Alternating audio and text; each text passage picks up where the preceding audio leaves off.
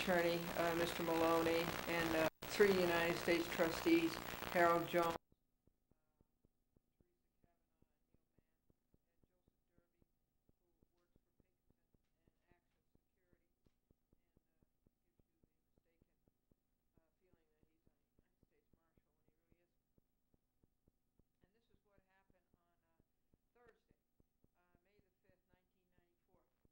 would you believe it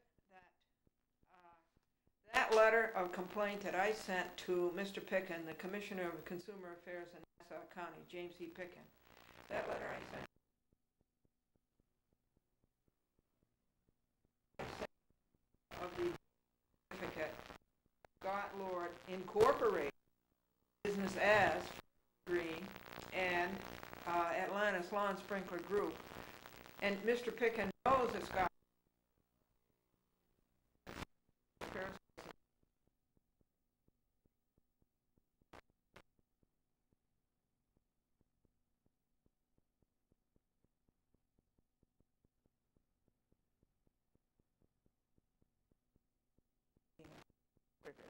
the Scott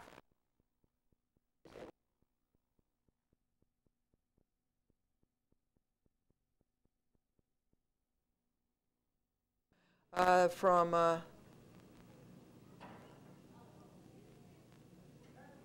9 o'clock in the morning on Monday, February 28th, and this is up to 7:45 p.m., nothing but Cablevision Nassau. It was 14 hours. 14 jobs were done today. And Philip, who had been kept waiting in the doctor's office, said to the man next to him, I was hoping that the doctor could treat my illness in its early stage. How are you today? Pete was bragging that he was in college. When he was in college, he had all the women running in circles all around him. His mother-in-law says, that's right, he was the track coach.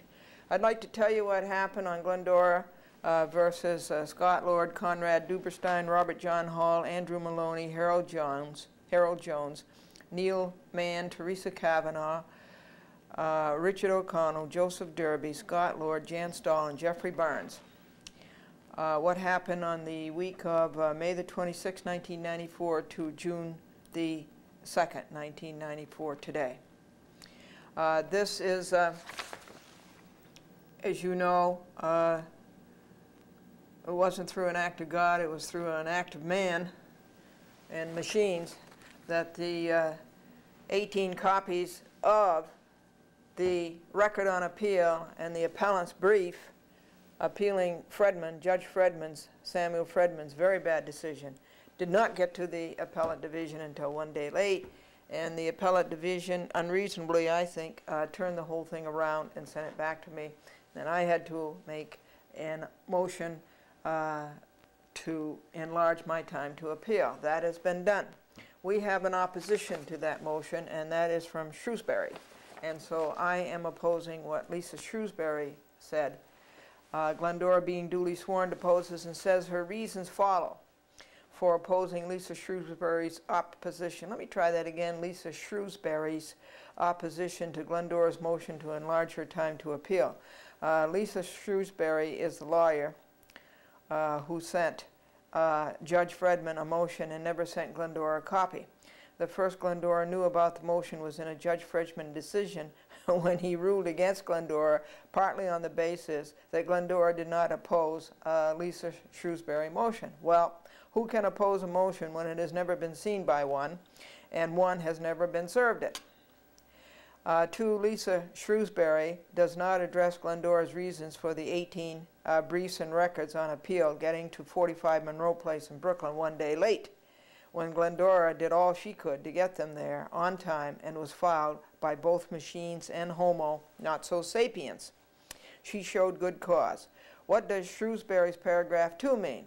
22 New York Code Rules and Regulations 670.4b says all notices, all motions shall be filed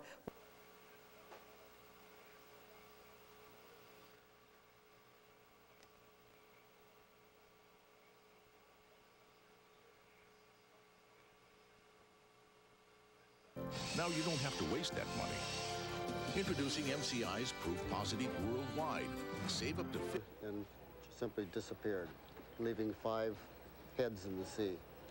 And Paul Reagan jumped over the side of the ship onto the walkway, and leaping over the obstructions, the diagonal obstructions, and climbed up onto the conning tower and conferred with Lieutenant Sullivan. And he raced you right into shore at that? No, we stayed. It was not yet time for the infantry to go ashore because we were supposed to be landed a half hour ahead of the infantry. Right. So we stayed back and picked up 4 of the men that were in the sea. And then when the infantry boats went in, he took the LCT in. Right in close? Right up to shore and dropped the ramp down. We ran the tanks onto the shore. Did you have any doubt in your mind at that point about whether you wanted to go ashore? No, I don't think I did. I was so concerned with being able to do my job, but I think that's all that was on my mind. What happened? I was very excited, though. What happened after you hit the shore? Well, I hit the shore, I couldn't see anything. It was all dust and smoke. And Dick Maddock, my tank commander, kept pounding me on the bank to shoot. So off to my left, I saw this rectangle, which I assumed must be something that some civilized man made, and I started shooting at it. And it turned out to be a pillbox.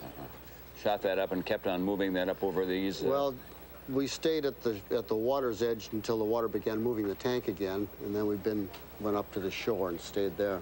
Once you got up on top and you had to go from field to field, you ran into these hedgerows. Now, they were impossible to get through. Right. I mean, aerial photography had led you to believe it'd be like low bushes, but in fact they were deeply rooted. They were like a steel wall almost. Right. The first solution to this problem in Hill 192 was to put a large number of cases of TNT on the backs of our tank. And we had an engineer who would grab a case of this, put it against a hedgerow, and then run behind the tank. And then everybody was like that, and then blew a hole in the hedgerow and we went through. But then you ended up welding on some steel prongs in effect. Yes, they worked beautifully. They didn't look like they would work well, but they worked beautifully. How long were you in this tank unit? Till Czechoslovakia. That was a long time. Were you wounded? Once in Veer, broke a thumb. Broke a thumb? I broke a thumb. That's astonishing. That's almost defies statistics, doesn't it? Yes, I led a charmed life, I think. Have you been back here before? I came back the first time in '85. What are your most vivid memories, and what do you learn when you come back here? Well, I learned, for one thing, that this isn't such a terrible place that I left. It's a very beautiful beach. And the people here are wonderful. Did it take you a long time to talk and to think about what you went through there? I didn't want to come back. Friends of mine convinced me to come back. I think someplace in my mind I still thought the beach was the way it was. Do you still have lots of friends from those days? We meet once a year. The tank battalion meets once a year. What do you talk about? We talk about the war and our children. And you talk about the buddies who didn't come back? Yes. Is that the hardest part? It's difficult to. My tank commander, Dick Maddock, died several years ago. It was very hard for me to accept that. Thank you very much, Mr. Boardman, for being with us, and congratulations for getting through all of that and getting off the landing craft and onto the shore and coming back 50 years later. Thank you. Okay, 741st. We've heard from your guys. They wanted us to make sure that we mention them at some point along the way. We're very happy to have you here to speak for them. Thank you. This is Today on NBC.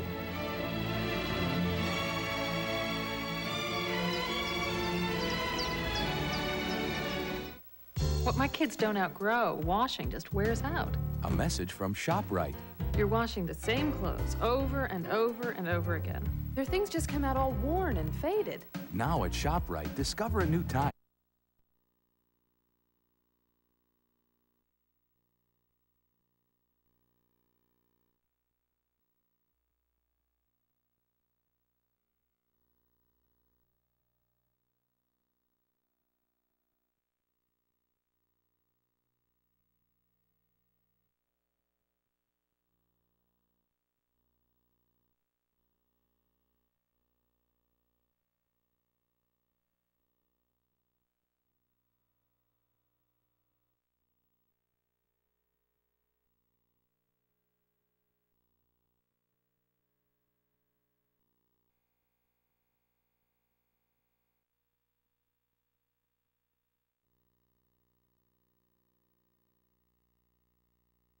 Number of assembled guests that we're going to be getting to in just a little bit. Two of the gentlemen who are over here are some of the veteran paratroopers who managed to come back and reenact their jump.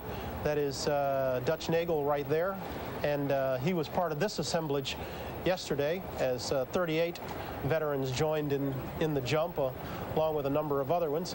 And the gentleman just to the right of Mr. Nagel, to the right, the other side ropes. Oh, all right, we can say that there's another veteran who's going to be joining us too, Treasury Secretary Lloyd Benson, who was a fighter pilot. He was a major in the Army Air Corps, and he was a squadron commander, right. So he did a lot of runs over Europe during World War II, about 3 dozen or so. There's so many of those great parachute stories, you know. One of them, my favorite, is Len Griffin. It was a 501st Parachute Infantry Regiment. He got to the door, and there was such a solid wall of tracer bullets. As he looked down, he said to himself, and he says that it's so engraved on his brain that he can remember as if he said it to himself this morning. He said, "Len, you're in as much trouble now as you're ever going to be. If you get out of this, nobody can ever do anything to you that you have to worry about again." It's amazing some of the thoughts that went through the minds of the soldiers. One soldier told his buddy next to him, he said, his buddy asked him, "What are you thinking about?" He said, "Right now, all I can see is my mom waving my insurance policy on our front porch." Right. Yeah.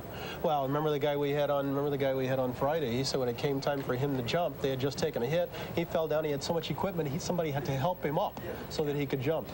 We've got some shots from Arlington National Cemetery where some ceremonies are going on simultaneously. We'll be checking back in there, and of course we continue to await the national ceremony up here. The president is making his way up here. He will be addressing the assembled visitors, a crowd upwards of 10 to 20,000. We're going to have much more from Normandy when we come back. We're moving past 10:52 on a Monday morning. This is Today on NBC.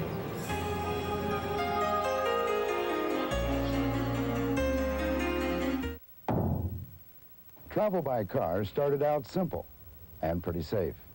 Today, accidents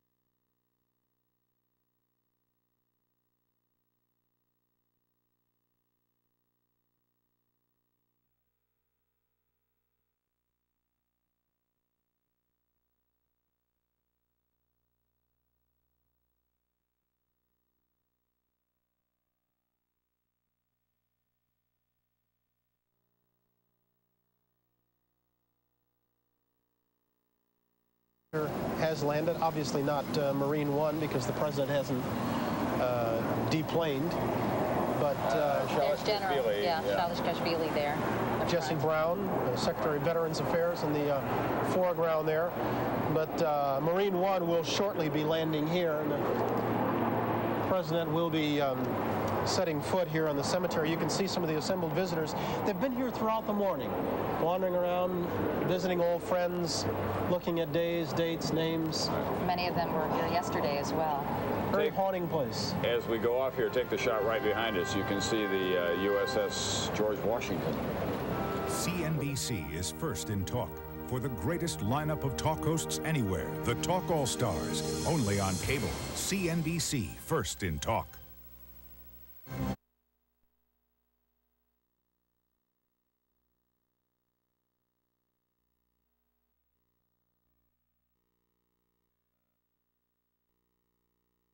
Also talk about the effect that New York City had on that invasion. Governor Cuomo will talk about that. Jane? Okay, thank you very much, Ari. Now it's time to talk about our weather. It looks like it's no longer raining. Yeah, the rain has ended in the city. It's 68 degrees also in Central Park. Forecast for today, high of 76 and some rain showers in the forecast. Partly cloudy but dry on Tuesday, 83. Sunny on Wednesday, Thursday, and then next chance of rain not until Friday. But we have a chance of some afternoon showers. Umbrellas this afternoon, Jane. Oh dear, Friday showers. Thanks, Joe. That's the news for now. Be sure to join us tomorrow morning for Today in New York. And of course, expanded Today Show coverage of the D-Day anniversary continues. Have a good day, everybody.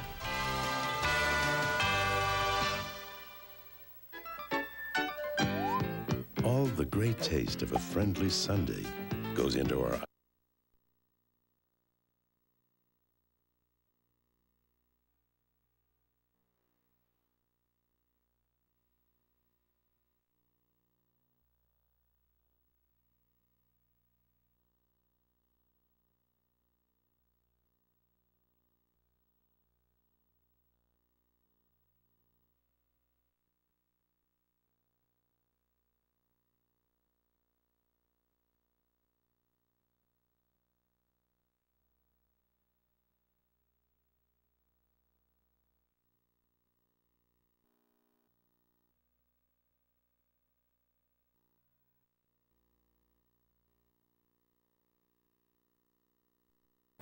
Friends of mine were especially moved and amazed at the amount of sacrifice and the lack of complaining by members of this generation in this unbelievable time.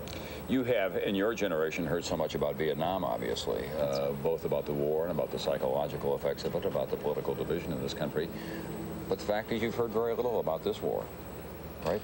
Yes, I feel woefully undereducated when it comes to D-Day and World War II in general. But I've learned a great deal in the past month, and I've become extremely interested. There's the Commander-in-Chief and Mrs. Clinton. The ceremony here will be a rather simple one, culminating in the President's remarks. We have not been given any indication, as far as I know, of how long the President intends to speak, but if he follows the example that he did at Pointe du Hoc and at Utah Beach a little bit earlier today, his remarks will be relatively brief. Pamela Harriman, who is the American ambassador to France, is in the greeting party here. And also the former daughter-in-law of Winston Churchill. Right.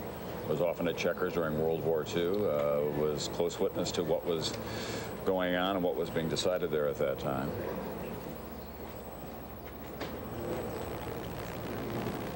As we continue to, and you watch the President, as we continue to look ahead to what we've got on our coverage in this, what figures to be our final live. I say that advisedly because we will stay long as events merit. Besides covering the live events, Secretary of the Treasury Benson, himself a World War II veteran, is standing by. We'll be talking with him. We'll be talking with a couple of World War II veterans who were part of that parachute jump over the weekend. And we'll also be talking with a couple of gentlemen who will tell us about the role of African during D-Day, because it was one of the diaries at a time when people here were fighting for the cause of freedom that African-American soldiers were not allowed the same great bravery on the beaches that day. There were only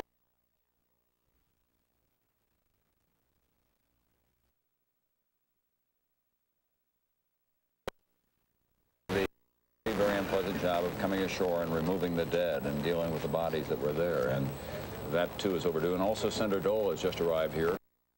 We'll be seeing him later. He was wounded, of course, in the Italian camp. We have a busy hour to get to. Let's get it started back at the news desk in New York. Once again, Matt Lauer. Matt? And thank you very much. Good morning again, everyone. Authorities now say all 160 people aboard were killed today in the crash of a Chinese jetliner in northern China. Officials say the Russian-built jetliner crashed shortly after takeoff. Reports from China say 9 foreigners were among the passengers. No word yet on their nationalities. The plane was on a flight from Xi'an to the southern city of Canton. Tensions continue to escalate over North Korea's refusal to submit to international nuclear inspections. The Koreans have said they will consider the imposition of sanctions an act of war, while President Clinton has warned that the North risks destruction if it invades the South. Joe Johns has more on that. Mr. Clinton hopes North Korea would give in and resolve the biggest international crisis of his presidency. I still believe there's a chance they'll come back, but we just have to steadily keep on the course we're on. Meanwhile, in New York, the South Korean foreign minister arrived for meetings today with the United Nations Security Council. He wants a deadline for North Korea to open 2 nuclear sites to international inspectors or face sanctions. The North had said it would consider sanctions an act of war, but Defense Secretary William Kerry warned that the price would be high to North Korea if the U.S. were forced to intervene militarily on behalf of the South. We are prepared to defend South Korea. We are capable of defending South Korea. And any war that would be started would have devastating consequences on North Korea. Perry said the U.S. does not see the danger of war at this time and will not provoke it. But some in Congress say the U.S. has limited options. We've got to prepare for war and hope it doesn't happen. Meanwhile, there are questions over how North Korea's only ally might react. China has said the crisis should be solved through dialogue, and China could veto any move by the UN to impose sanctions. Joe Johns, NBC News, Washington. Representatives of the Organization of American States will meet this week to consider ways of ousting Haiti's military government. Meantime, the first effects of an international embargo are beginning to be felt in Haiti. The sanctions have not succeeded in shutting off the gasoline supply, but they are driving up prices. Fuel is now selling for $10 a gallon on the black market, an increase of $3 in the last 2 weeks. Earthquake relief efforts in Indonesia are being hampered today by aftershocks and blocked roads. At least 200 people died Friday when as many as 12 tidal waves triggered by a 7.2 earthquake swept across a remote area of Java. More than 1,000 houses were destroyed. And that is a quick look at the news at 11:07. Let's go back to Normandy now and rejoin Bryant, Katie, and Tom. Thanks very much, Matt. Among President Clinton's top officials, 3 are veterans of World War II. White House counsel Lloyd Cutler was an Army intelligence officer stationed at the Pentagon. Secretary of State Warren Christopher served as a Navy ensign in the Pacific. And Treasury Secretary Lloyd Bentsen was commander of a B-24 squadron flying out of southern Italy. Over the weekend, Secretary Bentsen addressed veterans at the American Cemetery in Cambridge, England, and this morning he's here with the President. Good morning, Mr. Secretary. Good nice morning. to see you. Good to be here. Tell me a little bit about your role in the war. What did you do in the war? Oh, my. Well, I was just a flyer, and I was flying bombers out of Italy. I was a squadron commander, and we were doing targets such as Romania, Germany, France, Austria, northern Italy. You conducted, I guess, about, I've read anywhere from 36 to 50 bombing runs over Europe. Is that about, which is right? Or is it somewhere in the middle? 35. 35. Your odds were supposed to run out at 26, but we were scheduled to do 35. Have you been able to hook up with any of your friends or fellow pilots? Oh, yes, I had one of them walk up